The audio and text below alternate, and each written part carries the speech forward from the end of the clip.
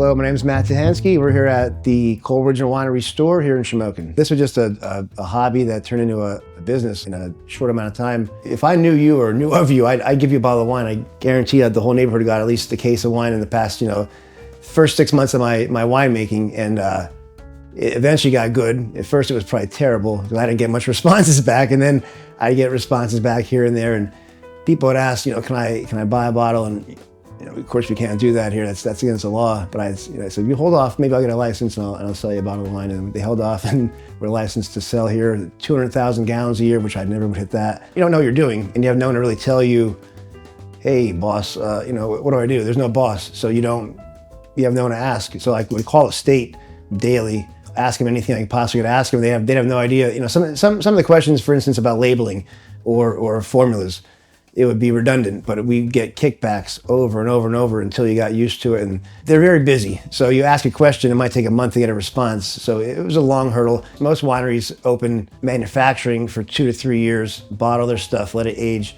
then open up. I did the exact opposite. So I was always catching up. I thought I had enough wine in May to last me until the wintertime. And we had to close in August to reassess things. Every penny you make goes right back into the business. There's no nest egg, so everything goes into reinvesting in winemaking. And then there's going to come a time eventually where I have enough inventory and I can kind of sit back a little bit. But right now it's just a nonstop rotation of probably about 8 or 9 different varieties of wine going at a clip of probably between 48 and 69 gallons maybe each time. Well, this is my grandfather's dentist's office, Doc Greco. So he, back there he used to do the work, and on this side of the bar was his little laboratory. And when we did the renovations here, we'd find little pieces of I thought was silver, and it was probably from doing fillings. Crazy, yeah. My first thought was just to turn into a nice little spot to make wine. This side was for tasting, and back there was this open live ferment, which was legal and it was done properly. We kind of grew out of that pretty quick, and we went from 2 fermenters that were 54 gallons to we have 7 more 79-gallon fermenters. So we've grown exponentially in the past 10 months for sure.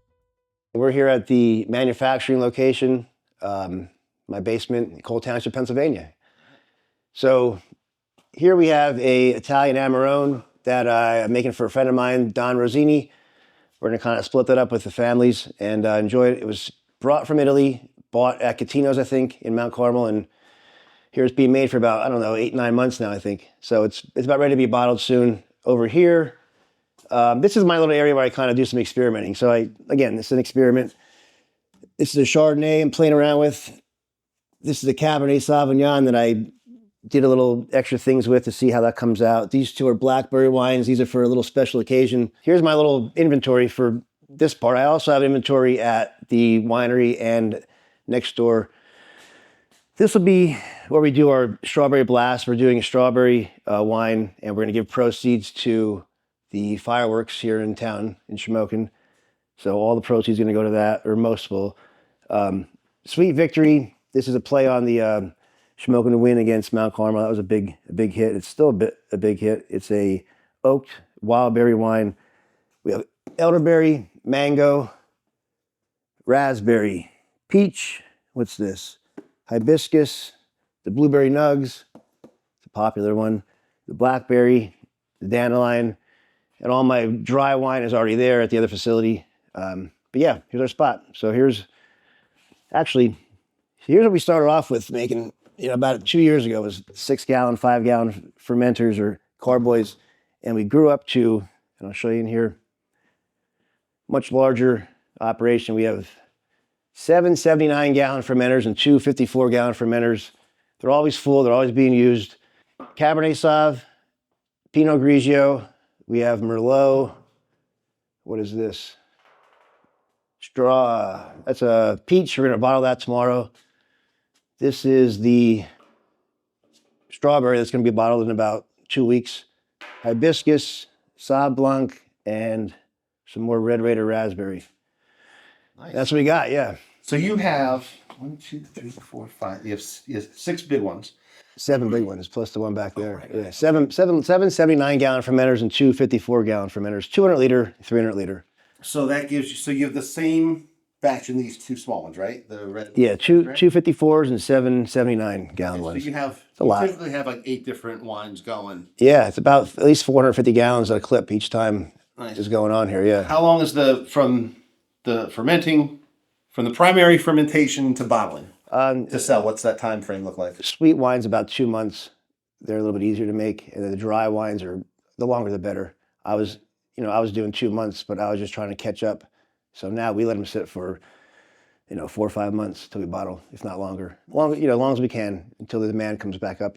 Sure. So it sounds like you have a well-oiled machine, right? You have a certain amount bottled, and then It's oiled. I don't know about how well it is, but it's oiled, right? now you were showing me something cool over here. This little. Yeah, well, this is a 4-bottle bottler. This came from Italy. Got it sent in, so it's pretty easy. It's not run by electricity. It's run by a air compressor, so it's simple. You can make we were doing 1 bottle at a time, and it probably took us maybe 4 hours to get this done. Each 50-gallon batch or 70-gallon batch, whatever we were doing. And now it takes probably like 45 minutes to bottle them, maybe an hour, maybe, yeah. That's great. You taste wine with your eyes first, your nose second, and your mouth third. And the labels Dave made are unbelievable. And we would just hang out here sometimes and just spitball things we wanted. And just what I thought in my head, it would come out on these labels. Like we did the hibiscus, it was me, James, and Dave sitting right here, right in that table. Those two kind of came across that more with how about a hummingbird? Hummingbirds like hibiscus flowers. And I'm like, well, make the hummingbird a little like you had a rough night. So it's worked out well. And the blueberry nugs just had a play on blueberry nugs. They're different. They're not stuffy, pretentious wine labels. Because there's nothing pretentious about this place at all. And Dave did this? Dave did this, yeah. We want to do a little mural to kind of liven the place up a little bit, and self-explanatory. You got Willie, the blueberry nug, and the blackberry, and the hibiscus. They all have something in common. We got our blueberry, we got our elderberry, dandelion, hibiscus. This is the Sweet Victory, blackberry. What's that? Mango. That's dandelion, red rated raspberry. And our dries here we have Pinot Grigio, Sauv Blanc, Merlot, Malbec, and Cabernet Sauvignon. This back bar I found next door, actually. It's a 100-year-old bar. 100-year-old back bar. It was at the Washington House, which is where the Turkey Hill 2nd Street is at right now. They're all nice. They're all old. They're all just nice little aesthetic, nice little setup we have here. But this was all full of mold, and it was a mess. And we really brought it back to life pretty good. We used to have 2 54-gallon fermenters back here, and that's all we did. So we'd make the wine, rack it here, and then bottle it through the whole place was full of bottles. And we quickly, we outgrew that. The first people that reached out to me was Cindy from Cover Bridge.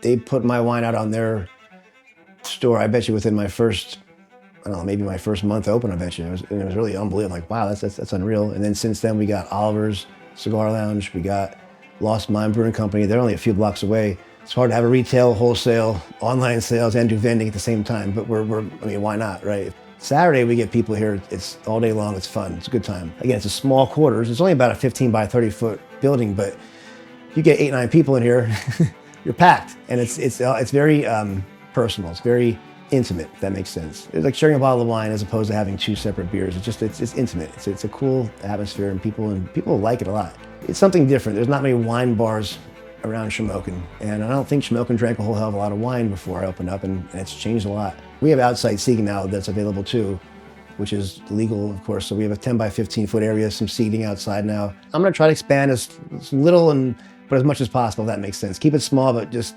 maximize. We just opened a website through Laurel Media, coalregionwinery.com. We can ship all through Pennsylvania. We also partnered up with Polar Tech out of Ellisburg. They do our shipping containers. I try to keep all my business as local as possible. Again, the community loves that too, I think, in my opinion.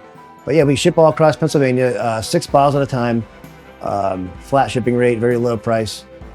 Check out the website. It's a really cool website, You did a great job, for sure.